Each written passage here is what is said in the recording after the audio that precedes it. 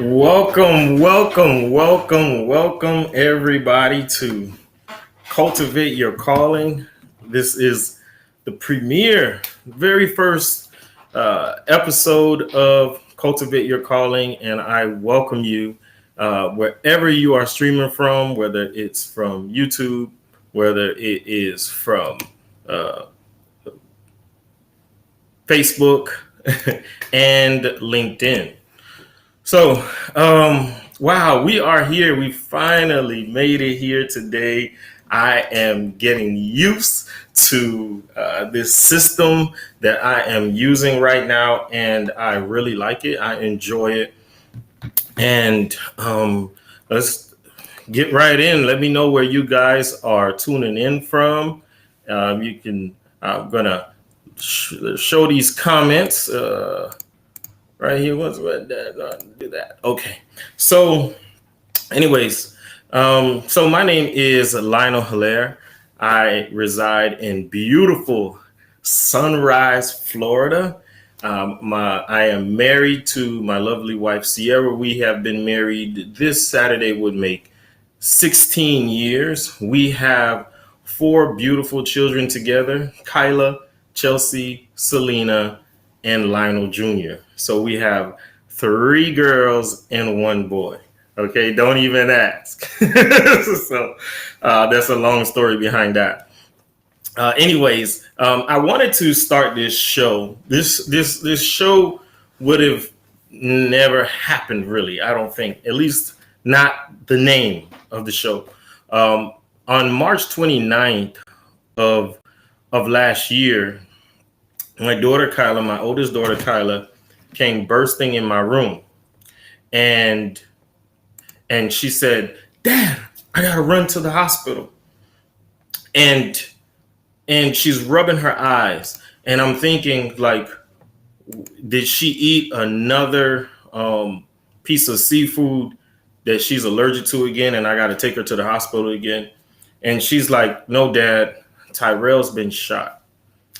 Tyrell, Kyla's boyfriend of 2 years, was shot, and Kyla did not want us to take her to the hospital. She wanted to drive herself. So she left, and my wife and I stayed back, and we said, "All right, we're going to pray."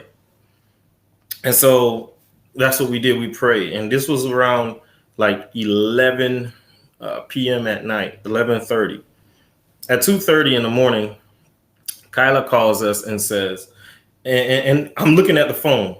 The phone is ringing. And I said, "I am not answering that phone." So I look at the phone. I don't pick it up. My wife picked it up on speaker. And Kyla says, "Tyrell has passed."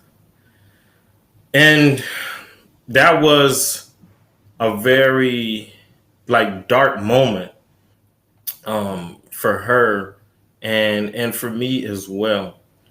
And I never, wanted to have children just for them to bury someone at 18 years old. So instead of Kyla planning a wedding, Kyla planned a funeral. And quickly I realized that if Black men don't do three things, Black women, men, and children are in trouble. And those three things are restoring within themselves, mentally, spiritually, physically, in his relationship with his children, with his spouse, community, and in his career. If he doesn't discover his purpose, if he doesn't maximize it, then he is in trouble. He will remain in a crisis. And so, with the help of my wife, Sierra, I came up with the title of the book, called Cultivate Your Calling. And the subtitle is, "Even in Crisis, Men Can Discover Their Purpose. Men can," I'm messing it up. "Men can walk in their true identity, discover purpose, and monetize their gift." And so in the book, it's very interactive. I have it where they can fill it out, and it helps them to discover their purpose. But little before that, the backstory behind this book a little bit is that I I was like I wanted it because I could have published it myself, as far as doing all the work myself, but I hired a coach. But prior to hiring a coach, I didn't know where I'm going to get the money from, because it was like $2,000 to hire a coach after I got off uh, the phone with my coach. And I'm like, man. So really, I thought about some a book I had that have reviews on the back, and I believe the Lord was like, Lionel, do the same thing. Just call up a few friends and who are entrepreneurs, and have them give you a sponsorship of a certain amount, and then you'll let them write the review for your book, and you put it on the back of your book. I did exactly that. So I reached out to quite a few people, and and the ones who donated to the higher tier received the opportunity to get on the back of the book. So if you can look right here, there's some reviews. This is the proof of the book, but there's some reviews right there, and and that's what we did. The back of this book is worth $2,000. Now, mind you, remember I said even in a crisis. So we were going in a crisis. We were in a crisis. This Tyrell was murdered. Kyla's boyfriend was murdered. And even in that, I was able to do something great with a crisis. There was another time I've done. So you might say, hey, I'm never going to write a book, Lionel. I'm not going to write a book. So, this doesn't apply to me. Well, there was at one point where I was looking for work, and my wife and I, we were like newly married. And I knew what I needed to make. I knew what the job had to pay me. And I knew what we needed to pay our bills to get ahead. So I applied for a position with like a Fortune 500 corporation, and they told me my salary, it was entry level, and I was like, bro, I'm going to be living paycheck to paycheck with this salary. But I believe that God told me, go, just do it, Lionel, take the position. So I took the position. I was doing rent to own, and I was a delivery driver and like furniture installer for rent to own, and we repo furniture too. Okay. And I started at the lowest position with that company, and I worked.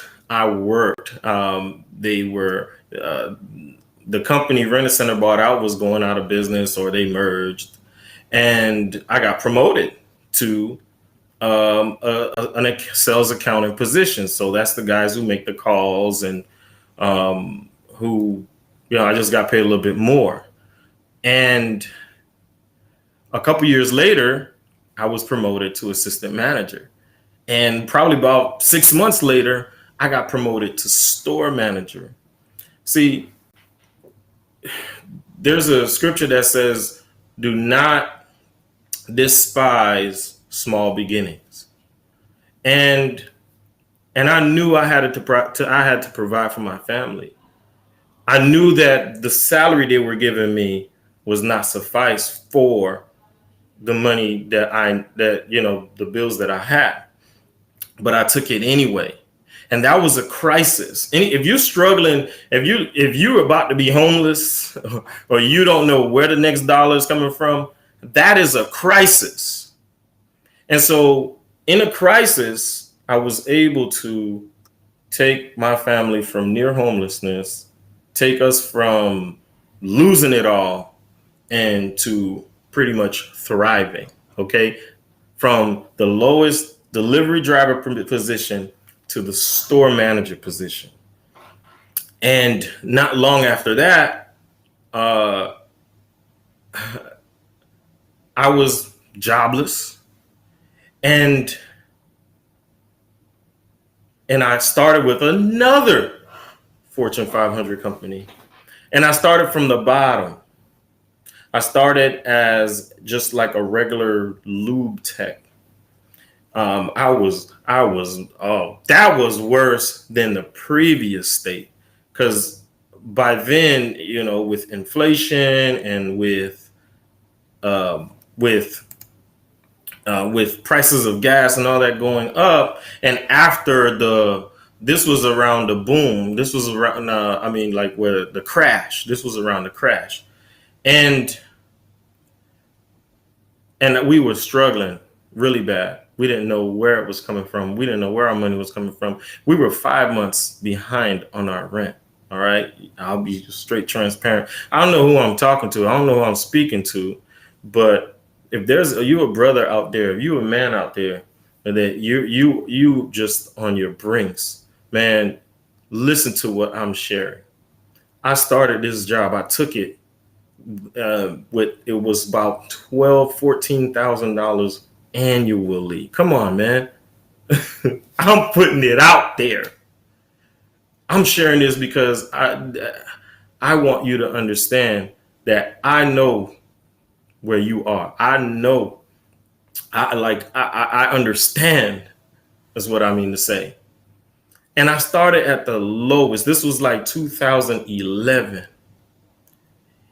And one of the managers came to me and he said, Lionel, after 2 months, he said, Lionel, you don't belong back there. And I'm like, what do you mean? Okay, shoot, I'm not arguing that. Yeah, I don't belong back here. You're right. I was like, okay, so what's up? He's like, I'm going to put you in the front. I said, all right. He said, but I'm going to transfer you. And I was like, oh, good. And they transferred me closer to my home. I got promoted. And then I was transferred back and forth all over with this company. A couple years later, after that, man, it was not a couple years. It was like 3 years after that. Now, imagine that wasn't that much jump of a promotion. A little after that, 4 years, probably 4 years after that, I got promoted to an assistant manager position. I worked hard. I'm telling you, I went to work. I did not miss work if I didn't have to. I took my vacation. And I got promoted to assistant manager. The store that I was working at, they were going to shut it down. And they told me and the staff up front, because how y'all doing, how hard y'all working, Lionel, we're not going to close this store down. We're going to leave it here and we're going to remodel it. My store got the first remodel in the entire Broward County. And executives, after my store was remodeled, executives flew down to my store, drove down to my store. And a couple months after me being promoted to assistant manager, 2 months, my store manager said, hey, I'm being promoted to district manager. And I'm like, yeah, cool. And then said, I'm giving you the store. Verbatim. And I was like, wow. Talk about double promotion. Now, this was 2015. So at 2011 to 2015, I was basically living paycheck to paycheck, but I was making it happen. And I got promoted double. I mean, double. And so no matter where you are in your life right now, there is hope for you. You can come out of this crisis. If I can do it. Now, let me tell you a little bit about my educational background. These jobs that I mentioned, these positions in the management field position that I mentioned, they require a bachelor's degree. I was kicked out of high school. I was kicked out of high school. And then I went to alternative high school. And then I got Sierra pregnant. And then I went to, I had to work. And when I had to work at 18, I had to work because I was working. I missed so many days of school and I got withdrawn from school. They say, Lionel, you missed too many days. We're kicking you out. You got to go. So, so I got kicked out of high school again. And so what I went and did was I went and got my homeschool diploma. I got like one of those correspondence diploma out of y'all know, out of Georgia. I don't know if you know, but that's the one I got. And throughout all those jobs that I mentioned, I used that correspondence diploma to land those jobs. Man, somebody feel that. I used that correspondence diploma, that homeschool diploma that I cheated on. Don't tell nobody to get. Then several years later, I went to college online. And then I got promoted on the job. And I said, wow, this is too much. And I had to drop out of college.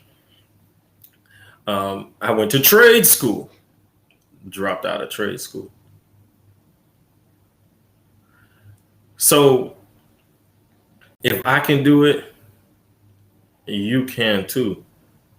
There's nothing, the only thing that can hold you back is yourself. The only person that can stop you, is you. That's it, man. Like nobody can stop you but yourself. That's it. Like who can stop you? Only you. It doesn't matter how many no's you get in your life. You only need one yes, and that's the yes from you. And mind you, I was doing this brain fog. I was injured playing football. I was knocked unconscious. I was hitting my head, and I was knocked unconscious playing high school football. I got into fights in high school, got hit in the head. I went home, almost died. I slept for like 8 hours straight because I was stomped on my head. I got injured, a head injury at work. That was probably the worst one in 2015, 2016. I mean, all this thriving that I'm telling you about, all this overcoming that I'm telling you about, man, listen, I did it brain fogged. I did it with brain fog. And you can too. Listen, whatever you put your mind to,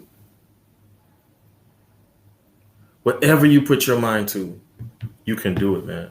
Like, I don't know who's this for. Share this with somebody.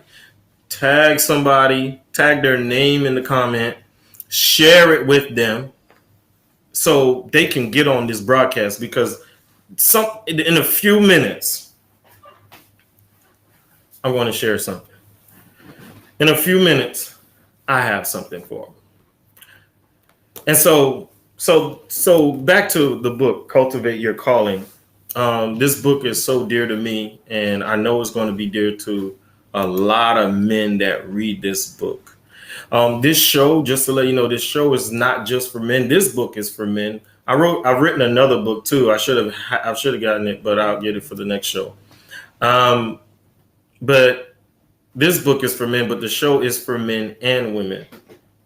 I'm going to be interviewing some superstars in our community that have been doing some great things for our people, that have overcome some trials that are even thriving right now in a crisis. You know, so those are the people, those are the type of people that you need to connect yourself with. People that are that they're not, you know, they don't have everything, they don't have all their ducks in the row, but they are thriving. They're on their journey, and that's the key. The key, I would say, one thing that I needed from when I was a teenage father at 19 years old up until recently was for somebody to teach me about emotional intelligence. That is one thing that I realize a lot of Black men struggle with. Um, I want to speak on Black men right now because uh, we are in dire need of advocacy. We are in dire need of community. We are in dire need of restoration. We are in dire need of community. We need people. We need support. And that's what I needed all these years. I was brain fog. There was I if somebody like myself would have reached out to me, it would have been like a lifesaver for me, man. So so this is why I'm doing this for the other for others, for you, for men, for women, for those who are on the brink of giving up, those who don't know where their resources are. And so this channel is going to be uh, allowing those people in our communities, whether it's for mental health, whether it's for personal development, uh, the list goes on and on. And so that's why we here. And if you or somebody you know that would like to have their products or services highlighted on the show, they can contact me for more information. You can follow me on Instagram at Lionel Hilaire underscore. That's at Lionel Hilaire underscore at Instagram. And then you can follow me on Facebook at Lionel Hilaire. And then you can pre-order Cultivate Your Calling at lionelhilaire.com. You can also connect with me on YouTube.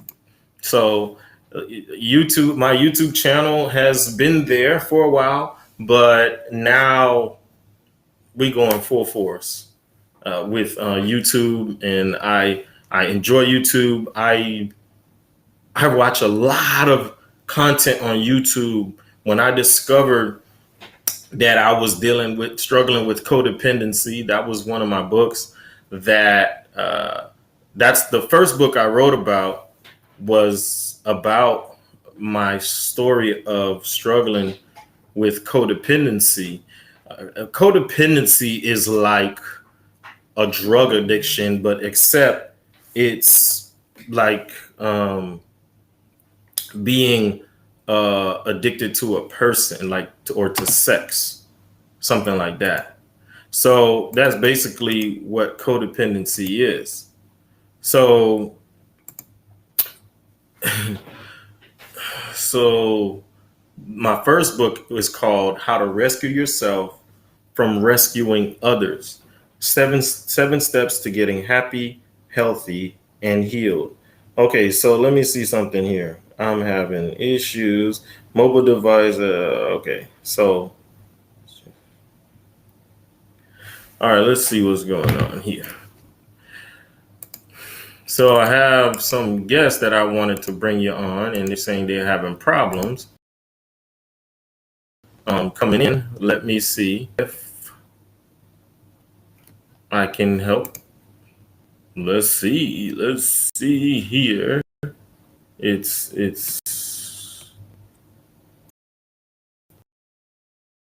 um,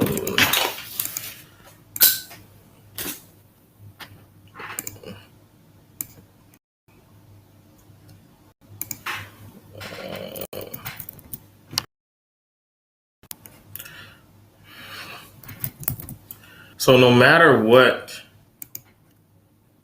you're facing, only you're the only one who can stop you. You're the only one that uh, some technical difficulties here. Let's see. Sorry about that, y'all. Let's see what I can do here. Can you see me?